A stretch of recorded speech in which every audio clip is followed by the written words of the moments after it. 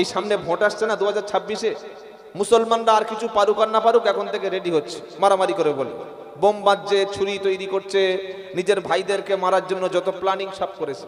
আরে আমরা কবে আমাদের চোখ খুলবে?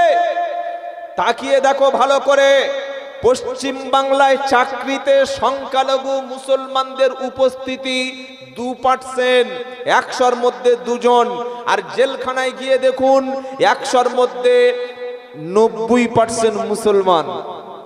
এটা কেন? আমাদের শিক্ষা আমরা ভুলে গেছি। আমাদের প্রথম যে কথাটা এসেছিল, কোরআনের পড়ো, গবেষণা করো, স্টাডি করো, স্কুলে যাও, কলেজে যাও, ইউনিভার্সিটি যাও, মাদ্রাসায় যাও, মক্তবে যাও, তুমি জ্ঞানী হও।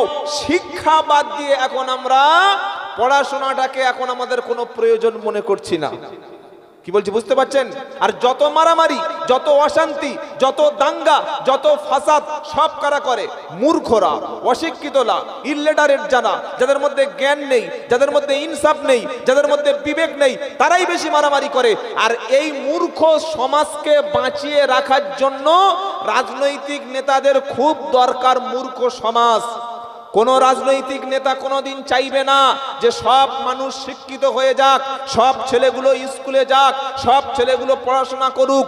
সকলে যদি গ্র্যাজুয়েশন করে, সকলে যদি MA হয়, সকলে যদি জ্ঞানী হয়, সব বাচ্চাগুলি যদি শিক্ষিত হয়, বোম বাঁধবে কে? তরবারি ধরবে কে? বুথ দখল করবে কে? মারামারি করবে কে? তাই আপনাকে সব দেবে, কিন্তু শিক্ষা কখনো স্কুল থেকে পরিপূর্ণ দেবে না। তার প্রমাণ 2007 সাল থেকে আজকে 2025-এর 30শে ডিসেম্বর রাজ্যে প্রায় 8000 স্কুল বন্ধ হয়ে গেছে। আর 2010 থেকে এই 25-15 বছরে 1100-র বেশি নতুন মদের দোকানের লাইসেন্স দেওয়া হয়েছে। বুঝতে পারছেন হিসাবটা? আপনারা জ্ঞানী মানুষ, ধরে নিন অবস্থাটা কোন জায়গায় যাচ্ছে দেখুন। তাই আমরা আমাদের বেঁচে থাকার জন্য আমাদের শিক্ষা লাগবে, আমাদের স্কুল লাগবে, আমাদের কলেজ লাগবে, আমাদের ইউনিভার্সিটি লাগবে, আমাদের মাদ্রাসা লাগবে, আমাদের আরো বেশি শিক্ষার পিছনে টাকা খরচ করতে হবে।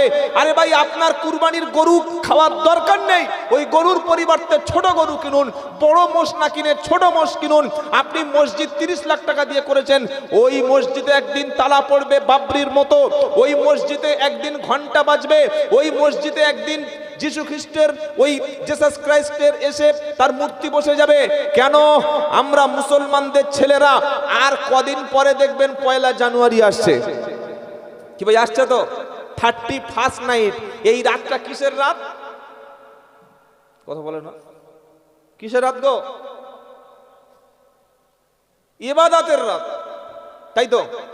আরে বলছেন না কেন?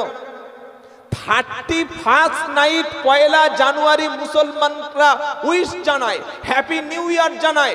এবং যে মুসলমানটা এই 1 জানুয়ারি অনুষ্ঠান পালন করে, 1 জানুয়ারিকে ভালোভাবে বরণ করে নিল, এই মুসলমানটাকে জিজ্ঞাসা করুন আরবি বছরের প্রথম মাস কোন মাস দিয়ে শুরু হয়, বলতে পারবে না।